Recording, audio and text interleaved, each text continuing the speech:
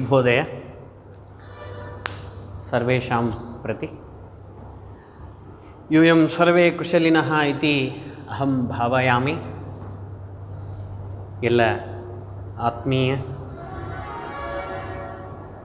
ಪ್ರಥಮ PUC ವಿದ್ಯಾರ್ಥಿಗಳಿಗೆ ಸಂಸ್ಕೃತ ಭಾಷೆಯ ಕ್ಲಾಸ್ಗೆ ಸ್ವಾಗತ.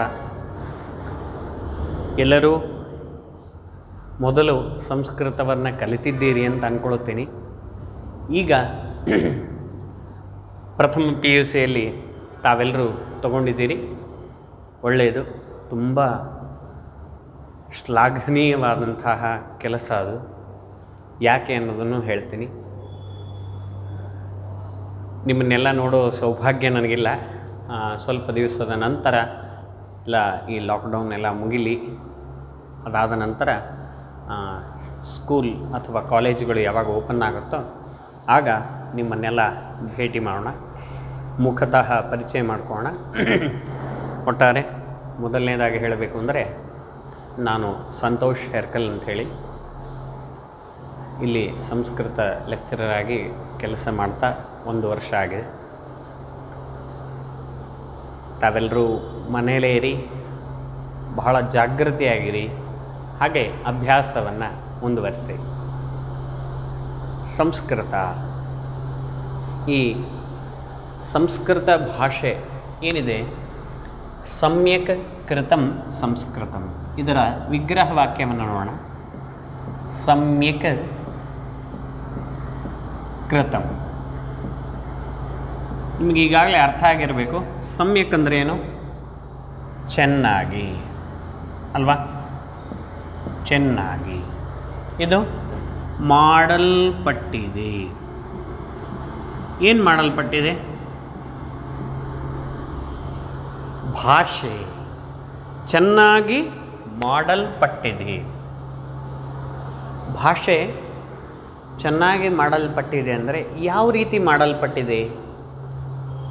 ಸಂಸ್ಕಾರಗೊಂಡಂತಹ ಭಾಷೆ ಅಂತ ನಾವು ಕರಿಬೋದು ಸಂಸ್ಕೃತ. ಯಾಕೆ?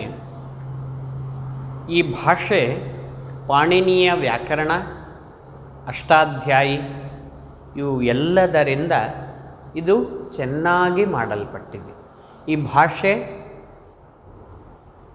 ಒಂದು ಪ್ರೊನೌನ್ಸ್ ಆಗಲಿ, ಬರೆಯುವಿಕೆ ಆಗಲಿ, ಯಾವುದರಲ್ಲೂ ವ್ಯತ್ಯಾಸವೇ ಇಲ್ಲದೇ ಇರುವಂತಹ ಸುಸ್ಪಷ್ಟವಾದಂತಹ ಈ ಪ್ರೊನೌನ್ಸೇಷನ್ ಏನಿದೆಯಲ್ಲ, ಸಂಸ್ಕೃತದಲ್ಲಿ ಬರುವಂತಹ ಪ್ರೊನೌನ್ಸೇಷನ್ ಬಗ್ಗೆನೇ ಕೆಲವೊಂದಷ್ಟು ಜನ PhD ಮಾಡಿದ್ದಾರೆ. ಅಷ್ಟು ವಿಷಯವನ್ನು ಒಳಗೊಂಡಿದೆ. ಅಂದರೆ ಇದು ಒಂದು ಅಕ್ಷರ ಅಥವಾ ಒಂದು ಪದವನ್ನು ನಾವು ಮಾತನಾಡಬೇಕು ಅಂತಾದ್ರೂ ಬಹಳ ಸದೃಢವಾಗಿ, ಸ್ಪಷ್ಟವಾಗಿ ಮಾತನಾಡಬೇಕು. ಯಾಕೆಂದರೆ ಈ ಭಾಷೆಯ ಲಿಂಗ್ವಿಸ್ಟಿಕ್ಸೇ ಆಗಿದೆ. ಮತ್ತು ಈ ಸಂಸ್ಕೃತ ಅಂದರೆ ಚೆನ್ನಾಗಿ ಮಾಡಲ್ಪಟ್ಟಿದೆ ಅಂತ ಹೇಳಿದ್ವಲ್ಲ, ವ್ಯಾಕರಣದಿಂದ ಚೆನ್ನಾಗಿ ಮಾಡಲ್ಪಟ್ಟಿದೆ. ಆಮೇಲೆ ನನ್ನದೊಂದು ಅಭಿಪ್ರಾಯ ಇದೆ. ಈ ಸಂಸ್ಕೃತವನ್ನು ಎಲ್ಲರೂ ಈಗೇನು ಮಾಡ್ತೀವಿ, ಇದು ಬಹಳ ಹಳೆಯ ಕಾಲದಲ್ಲಿತ್ತು, ದೇವತೆಗಳ ಭಾಷೆ, ಈಗಿದು ಇಲ್ಲ ಅಂಥೇಳಿ ಬಹಳಷ್ಟು ಜನ ಮಾತನಾಡ್ತಾರೆ. ಆದರೆ ಅದಕ್ಕೆ ನನ್ನ ಉತ್ತರ ಏನು ಅಂದರೆ, this is A universal language. ಇದೊಂದು ಯೂನಿವರ್ಸಲ್ ಲ್ಯಾಂಗ್ವೇಜ್ ಅಂತ ನಾನು ಕರಿತೀನಿ. ಯಾಕೆ ಅಂದರೆ, ಒಂದು ಲ್ಯಾಂಗ್ವೇಜ್, ಒಂದು ಭಾಷೆ ಅಂತ ಆಗಬೇಕಾದ್ರೆ ಅದರಲ್ಲಿ ಯೂನಿವರ್ಸಲ್ ಲ್ಯಾಂಗ್ವೇಜ್ ಅಂತ ನಾವು ಕರಿತೀವಿ ಅಂತ ಆದರೆ ಎಲ್ಲ ವಿಷಯಗಳು ಇರಬೇಕು. ಏನೇನದು? ಸಾಮಾಜಿಕವಾದಂತಹ ಜನರಿಗೆ ಬೇಕಾದಂತಹ ಎಲ್ಲ ವಿಷಯಗಳು, ವಿಭಾಗಗಳು ಈ ಲ್ಯಾಂಗ್ವೇಜ್ನಲ್ಲಿ ಇದ್ದಾಗ ಮಾತ್ರ ಅದು ಹೆಚ್ಚು ನಮಗೆ ಪ್ರಚಾರದಲ್ಲಿರ್ತದೆ ಮತ್ತು ಅದು ಯೂನಿವರ್ಸಲ್ ಲ್ಯಾಂಗ್ವೇಜ್ ಅಂಥೇಳಿ ನಾವು ಕರಿತಾ ಇರ್ತೀವಿ. ಮತ್ತು ಅಪ್ಲಿಕೇಬಲ್ ಆಗಿರಬೇಕು. ಯಾವುದಕ್ಕೆ ಅಂದರೆ, ನಾವು ಸಾಮಾಜಿಕವಾದಂತಹ ನಿರ್ವಹಣೆ ಅಥವಾ ನಾವು ವ್ಯವಹಾರ ಅಂತೇನು ಕರಿತೀವಿ, ಈಗೆಲ್ಲ ನಾವು ಮಾತನಾಡ್ತೀವಿ, ಕಮ್ಯುನಿಕೇಷನ್ ಮಾಡ್ತೀವಿ ಮತ್ತು ಅರ್ಜಿಗಳನ್ನು ಬರಿತೀವಿ. ಈ ಥರದ್ರಲ್ಲೆಲ್ಲ ಇಂಗ್ಲೀಷ್ ನಾವು ಬಹಳವಾಗಿ ಬಳಸ್ತೀವಿ. ಆ ಇಂಗ್ಲೀಷನ್ನು ಯೂನಿವರ್ಸಲ್ ಲ್ಯಾಂಗ್ವೇಜ್ ಅಂತ ಕೂಡ ನಾವು ಅಂತೀವಿ. ಯಾಕೆ ಅಂತೀವಿ ಅಂದರೆ, ಅದು ಒಂದು ದೇಶದ ಭಾಷೆಯಾಗಿ ಈಗ ಉಳಿದಿಲ್ಲ. ಬಹಳಷ್ಟು ದೇಶಗಳು ತಮ್ಮ ವ್ಯವಹಾರದಲ್ಲಿಯೂ, ಅಂದರೆ ತಮ್ಮದೇನು ಆಂತರಿಕ ವ್ಯವಹಾರ ಅಂತೇನು ಕರಿತೀವಿ, ದೇಶದಲ್ಲಿ ಒಳಗಡೆ ನಾವು ಕಮ್ಯುನಿಕೇಷನ್ ಸಿಸ್ಟಮನ್ನು ಮಾಡಿರ್ತೀವಿ, ಅದರ ಒಳಗಡೆ ಈ ಭಾಷೆಯನ್ನು ಅಂದರೆ ಇಂಗ್ಲೀಷ್ ಭಾಷೆಯನ್ನು ನಾವು ಬಳಸ್ತಾ ಇದ್ದೀವಿ. ಆದ್ದರಿಂದ ಅದನ್ನು ಯೂನಿವರ್ಸಲ್ ಲ್ಯಾಂಗ್ವೇಜ್ ಅಂತ ಕರಿತೀವಿ. ಮತ್ತು 4-5 ಅಂಶಗಳು ಒಟ್ಟು ಮೆಡಿಕಲ್ ಮತ್ತು ಎಕನಾಮಿ ಮತ್ತು ಬಿಸ್ನೆಸ್ ಸ್ಟಡೀಸ್ ಮತ್ತು ಪೊಲಿಟಿಕಲ್ ಸೈನ್ಸ್, ಈ ರೀತಿ ಬಹಳಷ್ಟು ವಿಷಯಗಳು, ಮೆಂಟಲ್ ಎಬಿಲಿಟಿ ಅಥವಾ ಸೈಕಾಲಜಿ ಅಂತೇನು ಕರಿತೀವಿ, ಅದು ಮನಃಶಾಸ್ತ್ರ, ಎಲ್ಲವೂ ಕೂಡ ಆ ಲ್ಯಾಂಗ್ವೇಜ್ನಲ್ಲಿ ಇದೆ ಅಂತ ನಾವು ಅಂದ್ಕೊಂಡಿದ್ವಿ. ಯಾವುದರಲ್ಲಿ? ಇಂಗ್ಲೀಷ್ನಲ್ಲಿ. ಆದರೆ ಇದಕ್ಕೆ ಅಪವಾದವಾಗಿ ನಮಗೆ ವಿಜ್ಞಾನ ಪಥಃ ಅಂಥೇಳಿ ಒಂದು ಪಾಠನೇ ಇದೆ ಫಸ್ಟ್ ಇಯರ್ಗೆ. ಅದು ಈ ಸರ್ತಿ ಪೋರ್ಷನಿಗೆ ನಿಮ್ಗೆ ತೆಗೆದುಬಿಡಿಯಾರೆ. ನೋಡೋಣ, ನೀವು ಸಿಕ್ಕಾಗ ಅದನ್ನೊಂದು ಸರ್ತಿ ಭಾಳ ಚೆನ್ನಾಗಿದೆ, ಉತ್ತಮವಾದಂಥ ಪಾಠ, ಅದನ್ನು ನೋಡೋಣ. ಈ ಸಂಸ್ಕೃತವನ್ನು ಯೂನಿವರ್ಸಲ್ ಲ್ಯಾಂಗ್ವೇಜ್ ಅಂತ ಯಾಕೆ ಕರೆದೆ ಅನ್ನೋದು ನಿಮ್ಗೆ ಆಶ್ಚರ್ಯ ಅನಿಸುತ್ತೆ. ಆದರೆ ಅದಕ್ಕೊಂದು ಉದಾಹರಣೆಗಳನ್ನು ಹೇಳ್ತಾ ಹೋಗ್ತೀನಿ. ಯಾಕೆ ಈ ಭಾಷೆಯಲ್ಲಿ ಬಹಳಷ್ಟು ವಿಭಾಗಗಳು ಇದೆ, ವಿಷಯಗಳು ಇದೆ. ನಾವು 10th ಓದಿರ್ತೀವಿ. ಈ ವರಾಹ ಮಿಹಿರ ಆಗಿರ್ಬೋದು, ಆಸ್ಟ್ರಾಲಜಿ ಬಗ್ಗೆ ಆಗಿರಬಹುದು, ಖಗೋಳಶಾಸ್ತ್ರದ ಬಗ್ಗೆ ಆಗಿರ್ಬೋದು, ಬಯಾಲಜಿ ಬಗ್ಗೆ ಆಗಿರಬಹುದು, ಫಿಸಿಕ್ಸ್ ಬಗ್ಗೆ ಆಗಿರಬಹುದು, ಕೆಮಿಸ್ಟ್ರಿ ಬಗ್ಗೆ ಆಗಿರಬಹುದು, ಮ್ಯಾಥ್ಸ್ ಬಗ್ಗೆ ಆಗಿರಬಹುದು. ಬಹಳಷ್ಟು ಜನ ಅದರಲ್ಲಿ ಬರೆದಿದ್ದಾರೆ. ಸಾಯಣಾಚಾರ್ಯ, ವರಾಹ ಮಿಹಿರ, ನಾಗಾರ್ಜುನ ರಸಾಯನಶಾಸ್ತ್ರದಲ್ಲಿ, ಅಂದರೆ ಕೆಮಿಸ್ಟ್ರಿಯಲ್ಲಿ ಅವನದೊಂದು ಬುಕ್ ಇದೆ, ಪುಸ್ತಕ ಇದೆ. 2000-3000 ವರ್ಷದ ಹಿಂದೆಯೇ ನಾವು ಭಾಳ ಅಪ್ಡೇಟ್ ಆಗಿ ನಾಗರಿಕತೆಯನ್ನು ತಲುಪಿದ್ವಿ, ನಾಗರಿಕರಾಗಿದ್ವಿ. ಈಗ ಬೇರೆ ದೇಶಗಳು ಒಂದು 500-1000 ವರ್ಷಗಳ ಹಿಂದೆ ಅವು ನಾಗರಿಕರ ಆಗಿ ಕನ್ವರ್ಟ್ ಆದಮೇಲೆ ನಾವೇ ಅಂಥೇಳಿ ಮೆರೆದಾಡುವಾಗ, ನಾವು ಭಾರತೀಯರು ಬಹಳ ಹಿಂದಿನಿಂದಲೂ ನಾವು ಬಹಳಷ್ಟು ವಿಚಾರವನ್ನು ಸಾಮಾಜಿಕವಾಗಿ ಅಳವಡಿಸಿಕೊಂಡಿದ್ವಿ. ಇನ್ನು ಇಡೀ ಜಗತ್ತನ್ನು ರಕ್ಷಿಸುವಂತಹ ಮೆಡಿಕಲ್ ಸೈನ್ಸ್, ಅದರಲ್ಲೂ ಇಬ್ಬರು ಭಾಳ ಒಳ್ಳೆಯ ಪಾಂಡಿತ್ಯವನ್ನು ಗಳಿಸಿದಂಥವರು ಪತಂಜಲಿ ಮತ್ತು ಸುಶ್ರುತ, ಚರಕ. ಈ ಮಹರ್ಷಿಗಳು, ಚರಕ ಡಿಸೀಸ್ ಬಗ್ಗೆ ಮಾತಾಡ್ತಾನೆ, ಡಿಸೀಸನ್ನು ಟ್ರೀಟ್ಮೆಂಟ್ ಹೇಗೆ ಕೊಡೋದು ಅಂತ ಮಾತನಾಡ್ತಾನೆ, ಆ ಟ್ರೀಟ್ಮೆಂಟನ್ನು ಹೇಗೆ ಕಂಡು ಹಿಡಿಯೋದು ಅನ್ನೋದನ್ನು ಮಾತನಾಡ್ತಾನೆ. ಈ ರೀತಿ ಔಷಧಗಳ ಬಗ್ಗೆ, ಔಷಧಗಳನ್ನು ಹೇಗೆ ಡೋಸ್ ಕೊಡೋದು, ಈ ಥರದ್ದು ಎಲ್ಲ ಮಾಹಿತಿಯನ್ನು ಚರಕ ಮಹರ್ಷಿ ತನ್ನ ಚರಕ ಸಂಹಿತ ಎನ್ನುವಂತಹ ಗ್ರಂಥದಲ್ಲಿ ಬರೆದಿಟ್ಟಿದ್ದಾನೆ. ಅದನ್ನು ನಾವು ಈಗಲೂ ಓದಬಹುದು. ಅದು ಟ್ರಾನ್ಸ್ಲೇಟ್ ಆಗಿ ಬೇರೆ ದೇಶಗಳಿಗೆ ಹೋಗಿ ಅವರು ನಮಗೆ ವಾಪಸ್ಸು ಅದನ್ನೇ ಕಲಿಸ್ತಾ ಇದ್ದಾರೆ. ಈಗ ಆಯುಷ್ ಇಲಾಖೆ ಅಂತೇನು ಕರಿತೀವಿ, ಅದರಲ್ಲಿ ಈ ಚರಕ ಸಂಹಿತೆಯ ಪಾಠಗಳಿದೆ. ಆದರೆ ಅವ್ರು ಯಾರಿಗೂ ಸಂಸ್ಕೃತ ಬರೋದಿಲ್ಲ, ಅವರು ಇಂಗ್ಲೀಷ್ನಲ್ಲಿಯೇ ಅದನ್ನು ಓದ್ತಾರೆ. ಅಂದರೆ ಅದು ಪೂರ್ತಿಯಾಗಿ ಟ್ರಾನ್ಸ್ಲೇಟ್ ಆಗಿದೆ, ಆದರೆ ಇದರಿಂದ ಟ್ರಾನ್ಸ್ಲೇಟ್ ಮಾಡ್ಕೊಂಡಿದ್ದೀವಿ ಎನ್ನುವಂತಹ ಒಂದು ಪರಿಜ್ಞಾನವೂ ಕೂಡ ನಮಗಿಲ್ಲ. ಮತ್ತು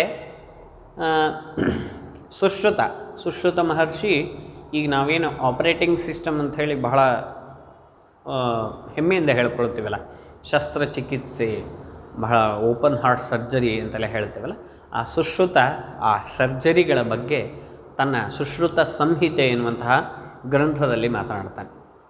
ಆ ಗ್ರಂಥದಲ್ಲಿ ಎಕ್ವಿಪ್ಮೆಂಟ್ಸ್ ಬಗ್ಗೆ ಮಾತನಾಡ್ತಾನೆ, ಅಂದರೆ ಸರ್ಜರಿಗೆ ಬೇಕಾದಂಥ ಎಕ್ವಿಪ್ಮೆಂಟ್ಸ್ ಬಗ್ಗೆ ಮಾತನಾಡ್ತಾನೆ. ನಾವು ಹೇಗೆ ಸರ್ಜರಿಯನ್ನು ಮಾಡಬೇಕು ಅನ್ನೋದನ್ನು ಮಾತನಾಡ್ತಾನೆ.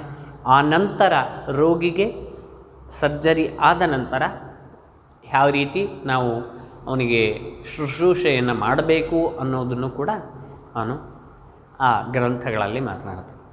ಮತ್ತು ಪೊಲಿಟಿಕಲ್ ಸೈನ್ಸ್, ವಿದುರ ನೀತಿ ಅಂತ ಕರಿತೀವಿ, ಚಾಣಕ್ಯ ನೀತಿ ಅಂತ ಕರಿತೀವಿ, ಕೌಟಿಲ್ಯನ ಸಪ್ತಾಂಗ ಸಿದ್ಧಾಂತಗಳನ್ನು ನಾವು ಪೊಲಿಟಿಕಲಿ ರಷ್ಯಾದವರು ಸಹಿತ ಅಳವಡಿಸಿಕೊಂಡಿದ್ದಾರೆ. ಅದನ್ನು ವಾಪಸ್ ನಾವು ಭಾರತಕ್ಕೆ ತಂದುಕೊಂಡಿದ್ದೀವಿ. ಅಂದರೆ ಭಾರತದ್ದನ್ನೇ ಇನ್ನೊಬ್ಬರಿಗೆ ಕೊಟ್ಟು ಆನಂತರ ವಾಪಸ್ ತೆಗೆದುಕೊಂಡು ಬರೋದು, ಇದು ನಮ್ಮ ಸಿದ್ಧಾಂತ. ಚಾಣಕ್ಯನ ಸಪ್ತಾಂಗ ಸಿದ್ಧಾಂತಗಳು ಇಡೀ ವಿಶ್ವದಲ್ಲಿಯೇ ಅತ್ಯಂತ ಪ್ರಸಿದ್ಧವಾದದ್ದು ಮತ್ತು ಅಪ್ಲಿಕೇಬಲ್. ಈಗಲೂ ಕೂಡ ಅವನ ಸಿದ್ಧಾಂತಗಳು ಅಪ್ಲಿಕೇಬಲ್. ಅಂದರೆ ನಾವು ಪೊಲಿಟಿಕಲ್ ಸೈನ್ಸ್ ಆಗಿರ್ಬೋದು, ಅವನ ಎಕನಾಮಿ ಬಗ್ಗೆನೂ ಮಾತನಾಡ್ತಾನೆ ತನ್ನ ನೀತಿಗಳಲ್ಲಿ. ಮತ್ತು ಮಾರಲ್, ನಾಗರಿಕರಾಗಬೇಕು ಅಂತಾದರೆ ಜನರನ್ನು ಹೇಗೆ ನಾವು ಮಾಡ್ಯುಲೇಟ್ ಮಾಡಬೇಕು, ಯಾವ ರೀತಿ ಅವರನ್ನು ನಾವು ಸತ್ ಪ್ರಜೆಗಳಾಗಿ ಮಾಡುವಂತೆ ಕನ್ವರ್ಟ್ ಮಾಡಬೇಕು ಅನ್ನೋದು ಕೂಡ ಬಹಳಷ್ಟು ಗ್ರಂಥಗಳಲ್ಲಿ ಕಥೆಯ ಮೂಲಕ. ಇದು ಎಷ್ಟು ಚೆನ್ನಾಗಿದೆ ಸಂಸ್ಕೃತ ಭಾಷೆ ಅಂದರೆ, ನಾವು ಗುರುಗಳಾಗಿ ಹೇಳಿದಾಗ ನಮಗೊಂದು ಸ್ವಲ್ಪ ಸಿಟ್ಟು ಬರುತ್ತೆ. ಅಂದರೆ ಇವರೇ ನಮ್ಗೆ ಆರ್ಡರ್ ಮಾಡೋದು, ಇರಲಿ ಬಿಡು, ನಾವು ನಮ್ಮ ಪಾಡಿಗೆ ನಾವು ಇರೋಣ ಅಂತ. ಅದೇ ನಮ್ಮ ಸ್ನೇಹಿತ ಹೇಳಿದರೆ, ಅದೇ ವಿಷಯವನ್ನು ಸ್ನೇಹಿತ ಹೇಳಿದರೆ ನಾವು ಮಾಡ್ತೀವಿ.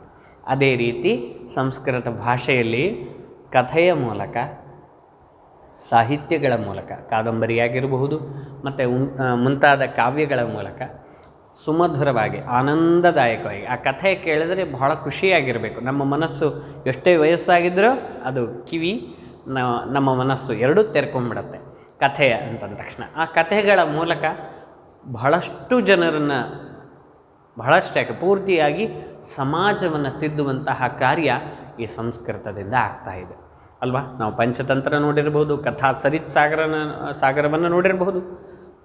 ಹೀಗೆ ಬಹಳಷ್ಟು ದೇಶಕ್ಕೆ ಸುಭದ್ರವಾದಂತಹ ನಾಗರಿಕತೆಯನ್ನು ಮತ್ತು ವಿಷಯಗಳನ್ನು ಸಂಗ್ರಹಣೆ ಮಾಡಿಕೊಟ್ಟಂತಹ ಕೀರ್ತಿ ಸಂಸ್ಕೃತಕ್ಕೆ ಇದೆ. ನಾವಿನ್ನೂ ಬೇಕಾದಷ್ಟು ವೇರಿಯಸ್ ಸಬ್ಜೆಕ್ಟ್ಸ್ಗಳನ್ನು ನಾವು ಅದರಲ್ಲಿ ಕಾಣ್ತೀವಿ. ಅದನ್ನೆಲ್ಲ ನೋಡ್ತಾ ಕೂತ್ರೆ ನಿಮಗೆ ಕ್ಲಾಸ್ ಮಾಡಲಿಕ್ಕೆ ಆಗಲ್ಲ.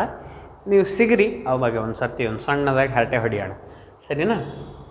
ಈಗ ಮಂಗಲಂ ಎನ್ನುವಂಥ ಒಂದು ಪಾಠ, ಇದನ್ನು ಯಾಕೆ ಆರಂಭ ಮಾಡ್ತಾ ಇದ್ದೀನಿ ಅಂದರೆ, ಈ ಮಂಗಲಾಚರಣೆ ಇದನ್ನು ಯಾಕೆ ಮಾಡಬೇಕು ಅನ್ನೋದು ಒಂದು ಪ್ರಶ್ನೆ ನಮಗೆ ಕಾಡುತ್ತೆ.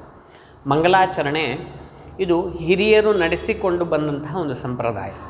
ಇದನ್ನು ಮಾಡಬೇಕು ಅಂತ ಎಲ್ಲೂ ಮೆನ್ಷನ್ ಇಲ್ಲ, ಬಟ್ ಅವ್ರು ಮಾಡ್ಕೊಂಡು ಬಂದಿದ್ದಾರೆ, ಆದ್ದರಿಂದ ನಾವು ಮಾಡ್ತೇವೆ.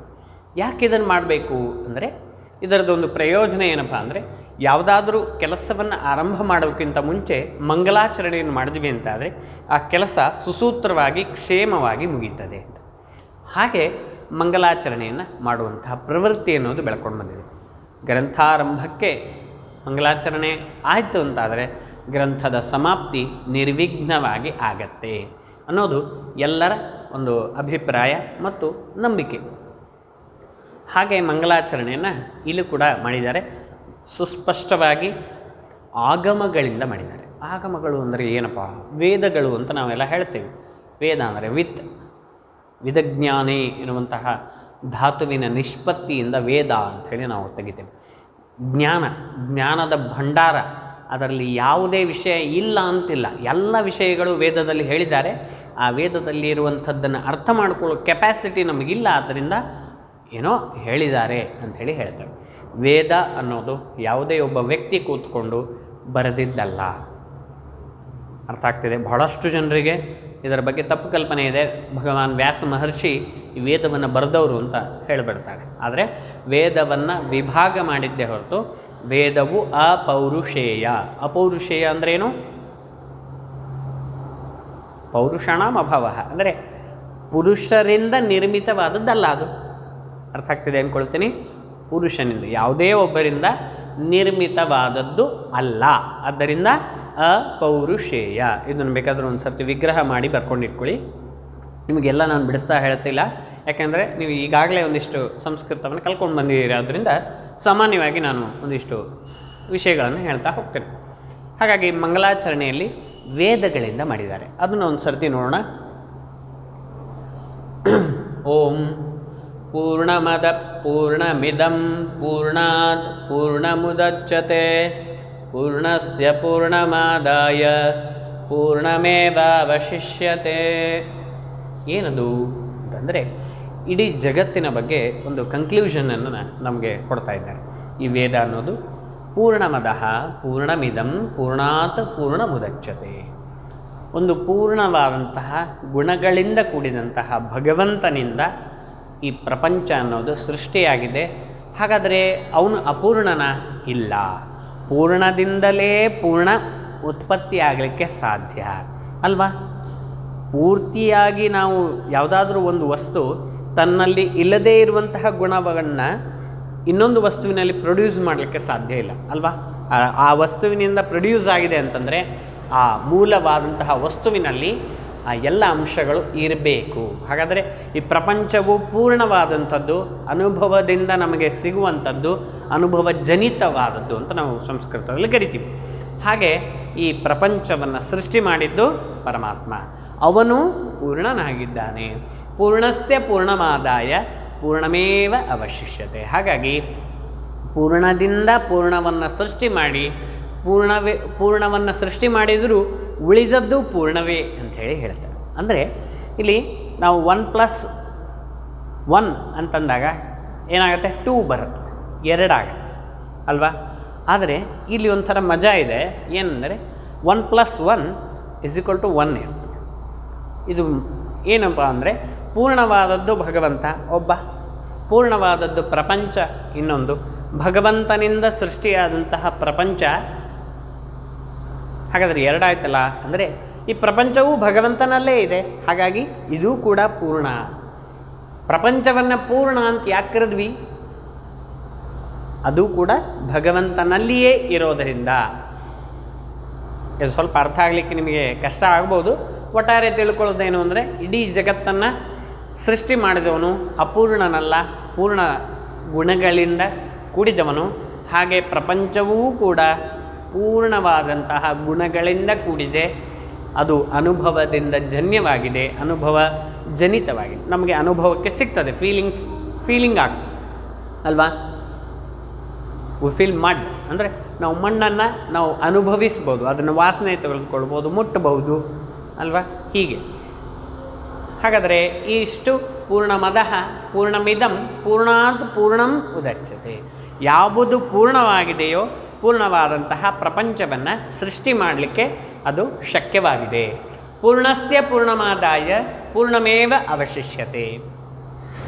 ಪೂರ್ಣಸ್ಯ ಪೂರ್ಣದಿಂದ ಪೂರ್ಣಂ ಆದಾಯ, ಪೂರ್ಣವನ್ನು ತೆಗೆದುಕೊಂಡರೆ, ಪೂರ್ಣದಿಂದ ಪೂರ್ಣವನ್ನು ತೆಗೆದುಕೊಂಡು ಪೂರ್ಣಮೇವ ಅವಶಿಷ್ಯತೆ ಅಂದರೆ ಕೊನೆಗೆ 0 ಉಳಿಯಲ್ಲ, ಲೆಸ್ ಆಗಲ್ಲ, ಪೂರ್ಣವೇ ಉಳಿತದೆ. ಇದೊಂದು ರೀತಿ ನಿಬಿಡವಾಗಿರ್ತದೆ, ಅಂದರೆ ಸ್ವಲ್ಪ ಒಗಟಿನ ಥರ ಇರ್ತದೆ, ಬಟ್ ಅರ್ಥ ಮಾಡ್ಕೊಳ್ಬೋದು, ಅಂಥ ಏನು ಕಷ್ಟ ಏನಲ್ಲ. ಇನ್ನು ಭದ್ರಂ ಕರ್ಣೇಭಿಃ ಭದ್ರಂ ಕರ್ಣೇಭಿಃ ಶೃಣುಯಾಮ ದೇವಾಃ ಭದ್ರಂ ಪಶ್ಯೇಮಾಕ್ಷುಭಿರ್ಯಜತ್ರಾಃ ಸ್ಥಿರೈರಂಗೈಸ್ತುಷ್ಟುಮಾಂಸ್ತನೂಭಿಃ ವ್ಯಶೇಮ ದೇವಹಿತಂ ಯದಾಯುಃ. ಈ ರೀತಿ ಸ್ವರಗಳಿಂದ ಈ ವೇದಗಳನ್ನು ಹೇಳಬೇಕು. ಭದ್ರಂ ಕರ್ಣೇಭಿ, ಎಷ್ಟು ಚೆನ್ನಾಗಿದೆ ಈ ವಾಕ್ಯಗಳು. ಯಾವಾಗಲೂ ಒಳ್ಳೆಯ ಮಾತುಗಳನ್ನು, ಒಳ್ಳೆಯ ವಿಷಯಗಳನ್ನು ನಾವು ಕೇಳೋಣ. ಶೃಣಿಯಾಮ ದೇವಾಹ, ದೇವತೆಗಳು ಅಂದರೆ ಇಲ್ಲಿ ಶ್ರೇಷ್ಠರಾದವರು ಅಂತ ಅರ್ಥ. ನಾವು ಅಷ್ಟೇ ಇಟ್ಕೊಳ್ಳೋಣ, ದೇವತೆಗಳ ಮಾತು ಅಂತಲ್ಲ, ಶ್ರೇಷ್ಠವಾದ ಮಾತುಗಳನ್ನು ನಾವು, ಶುಭವಾದಂತಹ ಮಾತುಗಳನ್ನು ಕೇಳೋಣ. ಕರ್ಣೇಭಿ ಶೃಣುಯಾಮ. ಭದ್ರಂ ಪಶ್ಯೇಮ, ಮಂಗಲಕರವಾದದ್ದನ್ನೇ ನೋಡೋಣ. ಅಕ್ಷಭಿಹಿ ಯಜತ್ರಾಹ ಅಲ್ವಾ. ಅಕ್ಷಭಿಹಿ, ನಮ್ಮ ಕಣ್ಣುಗಳಿಂದ ಎಲ್ಲೆಲ್ಲಿ ಮಂಗಲಕರವಾಗಿದೆಯೋ, ಎಲ್ಲೆಲ್ಲಿ ಶಾಂತಿ ನೆಮ್ಮದಿ, ಒಂದು ರೀತಿ ನಮಗೆ ನೋಡಲಿಕ್ಕೆ ಕಣ್ಣಿಗೆ ತಂಪಾಗಿ ಇರ್ತದೋ ಅದೆಲ್ಲವನ್ನು ನೋಡೋಣ ಮತ್ತು ಮಂಗಲಕರವಾದದ್ದನ್ನೇ ನೋಡೋಣ ಅಂಥೇಳಿ ಹೇಳಿ. ಸ್ಥಿರೈರಂಗೈಹಿ ಸ್ತುಷ್ಟುಮಾಂಸ್ತನೂಭಿಹಿ, ನಮ್ಮ ಅಂಗಗಳು ಆರೋಗ್ಯದಿಂದ ಕೂಡಿರಬೇಕು ಮತ್ತು ವ್ಯಷೇಮ ದೇವಹಿತಂ ಯದಾಯುಹು, ನಮ್ಮ ಪೂರ್ತಿಯಾದಂತಹ ಆಯಸ್ಸು ದೇವಹಿತಂ, ಯಾವುದು ದೇವತೆಗಳಿಗೆ ಹಿತವಾದದ್ದು ಅಂದರೆ ಯಜ್ಞ ಯಾಗಾದಿಗಳಾಗಿರ್ಬೋದು, ಸಾತ್ವಿಕವಾದಂತಹ ಜೀವನ ಅಂತ ಇಟ್ಕೊಳ್ಳಿ. ದೇವಹಿತಂ ಅಂದರೆ ಶ್ರೇಷ್ಠವಾದಂತಹ ಜೀವನ, ನಮಗೆ ಹಿತವಾದದ್ದು, ಪ್ರಾಮಾಣಿಕವಾದಂತಹ ಪರಿಪೂರ್ಣವಾದಂತಹ ಯಶಸ್ಸು ಸಿಗಲಿಕ್ಕೆ ಸಾತ್ವಿಕವಾಗಿರಬೇಕು, ಪ್ರಾಮಾಣಿಕವಾಗಿರಬೇಕು ಮತ್ತು ನಿರಂತರ ಕ್ರಿಯಾಶೀಲತೆ ಅನ್ನೋದು ನಮ್ಮಲ್ಲಿ ಇರಬೇಕು. ಅದಕ್ಕೆ ನಮಗೆ ಅಂಗಕ್ಕೆ ಬೇಕಾದಂತಹ ಎಲ್ಲ ಪೌಷ್ಟಿಕತೆಯನ್ನು ನಮಗೆ ಸಿಗಲಿ ಅಂತ ಹೇಳಿ ಈ ವೇದ ಮಂಗಲವನ್ನು ಹೇಳ್ತಾ ಇದೆ. ಸ್ವಸ್ತಿನ ಇಂದ್ರೋ ವೃದ್ಧಶ್ರವಾಃ ಸ್ವಸ್ತಿನ ಪೂಷಾ ವಿಶ್ವವೇದಾಃ ಸ್ವಸ್ತಿನಸ್ತಾರ್ಕ್ಷ್ಯೋ ಅರಿಷ್ಟನೇಮಿಃ ಸ್ವಸ್ತಿನೋ ಬೃಹಸ್ಪತಿರ್ದಧಾತು ಅಂತಂದರು. ಸ್ವಸ್ತಿ ಅಂದರೆ ಶುಭ ಅಥವಾ ಮಂಗಲ, ನಮಗೆ. ನಹ ಅಂದ್ರೇನು, ನಮಗೆ ಉಂಟು ಮಾಡಲಿ. ಯಾರು? ಇಂದ್ರನು.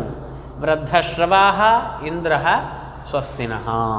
ದೇವತೆಗಳಲ್ಲಿ ಶ್ರೇಷ್ಠನಾದವನು, ಮಳೆಯನ್ನು ಕೊಡುವಂಥವನು, ಅವನು ನಮಗೆ ಸ್ವಸ್ತಿಯನ್ನು ಮಾಡಲಿ.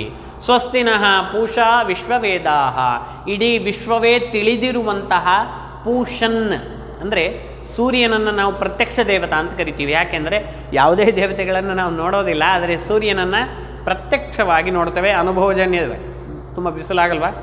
ಬಿಸಿಲಾದರೆ ನಮಗೆ ಸೆಕೆ ಆಗಲ್ವಾ? ಹಾಗೆ ಅನುಭವಕ್ಕೂ ಕೂಡ ನಮಗೆ ಸಿಗ್ತಾನೆ. ಹಾಗಾಗಿ ಪೂಷನ್ ಅಂದರೆ ಸೂರ್ಯ ವಿಶ್ವವೇದಾ, ಅದು ವಿಶ್ವಜನಿತವಾಗಿ ವಿಶ್ವದಿಂದ ತಿಳಿಯಲ್ಪಟ್ಟಿದೆ ಅಂತಹ ಸೂರ್ಯ ಸ್ವಸ್ತಿನಃ ನಮಗೆ ಮಂಗಲವನ್ನು ಉಂಟು ಮಾಡಲಿ. ಸ್ವಸ್ತಿನಸ್ತಾರ್ಕ್ಷೋ ಅರಿಷ್ಟನೇಮಿ. ಗರುಡ ದೇವರು, ಗರುಡ ಪಕ್ಷಿಗಳು ನಮಗೆ ಒಳ್ಳೆಯದನ್ನು ಮಾಡಲಿ. ಅರಿಷ್ಟನೇಮಿ ಅಂದರೆ ಆ ಅರಿಷ್ಟಗಳ ವಿರುದ್ಧವಾಗಿ ಅಂತಂದರು. ಒಟ್ಟು ನಾವು ಅದನ್ನು ಏನಂತ ತಿಳ್ಕೊಳ್ಳೋಣ, ನಮಗೆ ಕೆಟ್ಟದಾಗೋದು ಬೇಡ, ಯಾವುದೇ ತೊಂದರೆಗಳು ಬರೋದು ಬೇಡ, ಆ ರೀತಿಯಾಗಿ ನಮ್ಮನ್ನು ಇವುಗಳು ರಕ್ಷಿಸಲಿ. ಸ್ವಸ್ತಿ ಮಂಗಲವನ್ನು ಉಂಟು ಮಾಡಲಿ. ಸ್ವಸ್ತಿನೋ ಬೃಹಸ್ಪತಿರ್ದಧಾತು. ಬೃಹಸ್ಪತಿ ವಿದ್ಯೆಗೆ ಅಭಿಮಾನಿಯಾದಂತಹ ದೇವತೆ, ಗುರುಗಳು. ಬೃಹಸ್ಪತಿ ಅಂದರೆ ನಮಗೆ ಗುರುಗಳು ನಮ್ಮನ್ನು ಚೆನ್ನಾಗಿ ನೋಡಿಕೊಳ್ಳಲಿ. ದಧಾತು ಅಂದರೆ ಏನನ್ನು ಕೊಡಬೇಕು? ಸರಿಯಾದ ಬುದ್ಧಿಯನ್ನು ಕೊಡಬೇಕು. ಬುದ್ಧಿ ಮತ್ತು ಜ್ಞಾನವನ್ನು ಪೂರ್ಣವಾಗಿ ನಮಗೆ ಕೊಡಲಿ ಅಂಥೇಳಿ ಇದಿಷ್ಟು ಇದೆ. ಇದರಲ್ಲಿ ಏನಾದರೂ ಡೌಟ್ಸ್ ಇದ್ದರೆ ನೀವು ಆರಾಮಾಗಿ ನನ್ನ ನಂಬರಿಗೆ ನೀವು ಮೆಸೇಜ್ ಮಾಡ್ಬೋದು.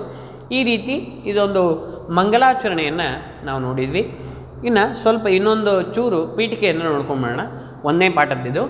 ಋಗ್ವೇದ, ಯಜುರ್ವೇದ, ಸಾಮವೇದ, ಅಥರ್ವವೇದಶ್ಚ ಇತಿ ಪ್ರಸಿದ್ಧಾ ಚತ್ವಾರಃ ವೇದಾಃ.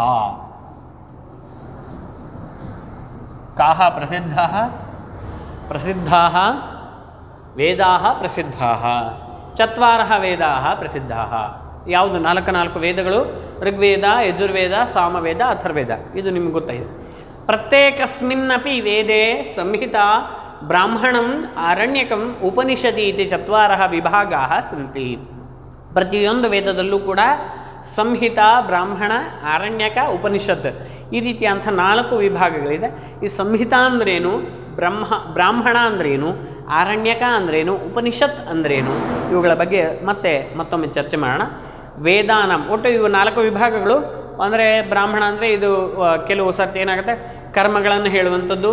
ಆರಣ್ಯಕ ಅಂದರೆ ಅರಣ್ಯದಲ್ಲಿ ಏನೇನು ನಾವು ಆಚರಿಸಬೇಕು ಅಂತ ಅನ್ನೋದು, ಯಜ್ಞ ಯಾಗಾದಿಗಳ ಬಗ್ಗೆ ಹೇಳುವಂಥದ್ದು. ಸಂಹಿತ ಅಂದರೆ ಈ ರೀತಿ ಇರಲೇಬೇಕು ಅನ್ನುವಂತಹ ಕರ್ತವ್ಯಗಳನ್ನು ಹೇಳುವಂಥದ್ದು. ಉಪನಿಷತ್ ಅಂದರೆ ಇದು ಜ್ಞಾನಕ್ಕೆ ಸಂಬಂಧಿಸಿದ್ದು, ಯಾವ ರೀತಿ ನಾವು ಶ್ರೇಷ್ಠವಾಗಿ ನಮ್ಮ ಜೀವನವನ್ನು ನಾವು ಉತ್ತುಂಗ ರೀತಿಯಲ್ಲಿ ಇಟ್ಟುಕೊಳ್ಳಬಹುದು ಅನ್ನುವಂಥ ವಿಷಯಗಳನ್ನು ಹೇಳುವಂಥದ್ದು.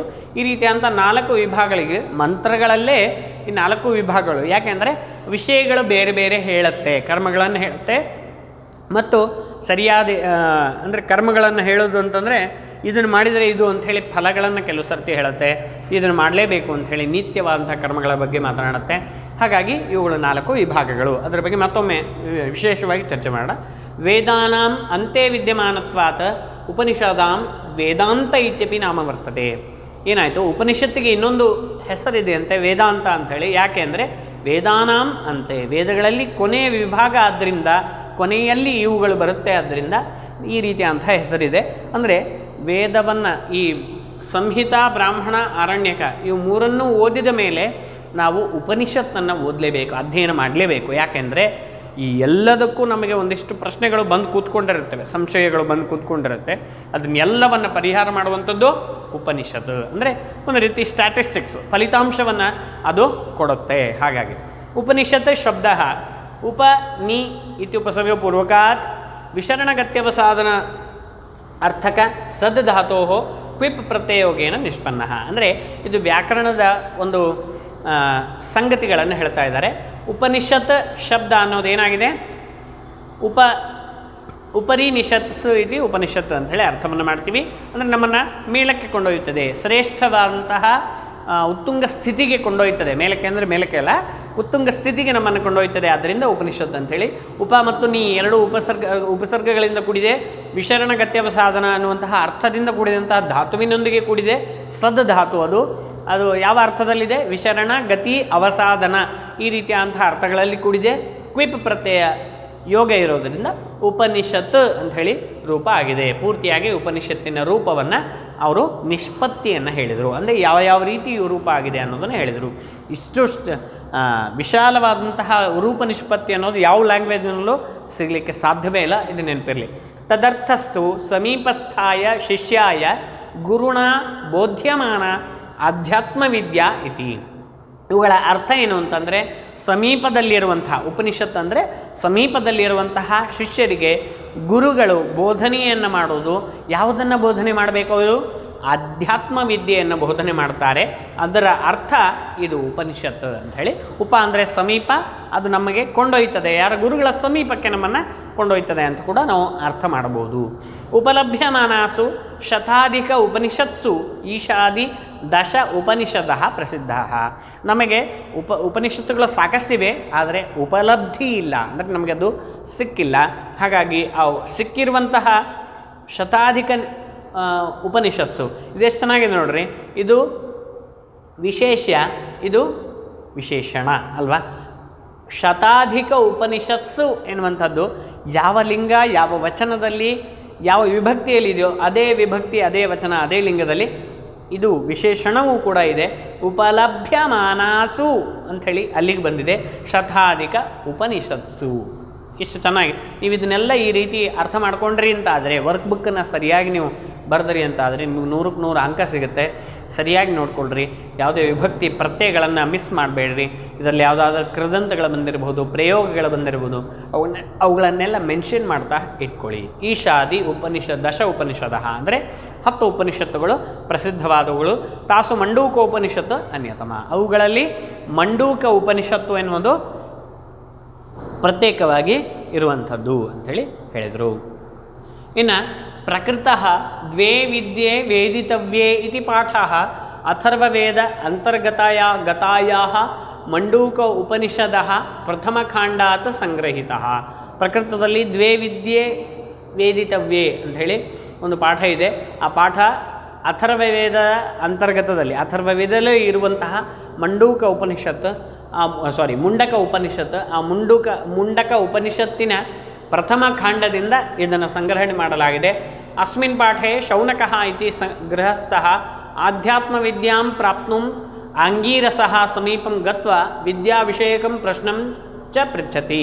ಇಲ್ಲೇನಾಗುತ್ತೆ, ಈ ಪಾಠದ ಪೂರ್ವ ಕಥೆ ಏನಪ್ಪ ಅಂದರೆ, ಶೌನಕ ಮಹರ್ಷಿ ಗೃಹಸ್ಥನು ಆಧ್ಯಾತ್ಮವಿದ್ಯೆಯನ್ನು ಪ್ರಾಪ್ತುಂ, ಯಾವ ಪ್ರತ್ಯಯ ಅದಕ್ಕೆ ಬಂದಿದೆ ಅನ್ನೋದು ಸ್ವಲ್ಪ ಕಂಡು ಹಿಡ್ಕೊಳ್ಳಿ. ಇದು ಕೃದಂತ ಅವ್ಯಯದಲ್ಲಿ ಬರುತ್ತೆ. ಪ್ರಾಪ್ತುಂ ಪಡೀಲಿಕ್ಕೆ, ಅಂಗೀರಸ ಋಷಿಗಳ ಹತ್ತಿರ, ಸಮೀಪಂ ಗತ್ವ ಅಲ್ಲೂ ಮತ್ತೆ ಬಂತು ನೋಡ್ರಿ, ಗತ್ವ ಹೋಗಿ ವಿದ್ಯಾ ವಿಷಯಕಂ ಪ್ರಶ್ನಂ ಚ ಪೃಚ್ಛತಿ, ವಿದ್ಯಾ ವಿಷಯಕವಾದಂತಹ ಪ್ರಶ್ನೆಗಳನ್ನು ಕೇಳುತ್ತಾನೆ. ಗತ್ವ ಅನ್ನೋದು ಯಾವ ಕೃದಂತ ಯಾವ ಪ್ರತ್ಯಯ ಒಂದು ಸ್ವಲ್ಪ ತಲೆಯಲ್ಲಿ ಇಟ್ಕೊಳ್ಳಿ. ಗುರುಹು ತಸ್ಮೈ ಅಕ್ಷರಂ ಉಪದಿಶತಿ ಅಂದರೆ ಆ ಗುರು, ಅಂಗೀರಸ ಗುರು ಏನು ಮಾಡ್ತಾ ಇದ್ದಾರೆ, ಅಕ್ಷರವಾದಂತಹ, ಅಕ್ಷರಂ ಅಂದರೆ ಇಲ್ಲಿ ಪದಗಳ ರೂಪ ಅಂತಲ್ಲ, ಅಂದರೆ ನಾಶವಿಲ್ಲದಂತಹ ಬ್ರಹ್ಮವಿದ್ಯೆಯನ್ನು ಉಪದೇಶ ಮಾಡ್ತಾರೆ. ವಿಶ್ವಮಿದಂ ಅಕ್ಷರಾತ್ ಸಂಭವತಿ ಇತಿ ಪ್ರತಿಪಾದಯತಿ ಅಂದರೆ ಈ ಇಡೀ ಪ್ರಪಂಚ ಅಕ್ಷರ ನಾಶವಿಲ್ಲದರಿಂದ ಸೃಷ್ಟಿಯಾದದ್ದು ಅಂಥೇಳಿ ಈ ಉಪದೇಶವನ್ನು ಮಾಡ್ತಾರೆ. ನಾಶವಿಲ್ಲದ್ದರಿಂದ ಅಂದರೆ ಕ್ಷರ ಅಂದರೆ ನಾಶ, ಅಕ್ಷರ, ಕ್ಷರಾಣಾಂ ಅಭಾವ ಅಕ್ಷರ ಅಥವಾ ಈ ರೀತಿ ನಾವು ವಿಗ್ರಹವನ್ನು ಮಾಡ್ಕೊಳ್ಬೋದು. ಅಂದರೆ ಕ್ಷರ ನಾಶ ಇಲ್ಲದೇ ಇರುವಂಥದ್ದು ಅಂಥೇಳಿ ಹೇಳಿದಾಗ ಅಕ್ಷರ ಪುರುಷ ಅಂದರೆ ಯಾರು? ಪರಮಾತ್ಮ. ಯಾಕೆಂದರೆ ಅವನಿಗೆ ನಾಶವೇ ಇಲ್ಲ.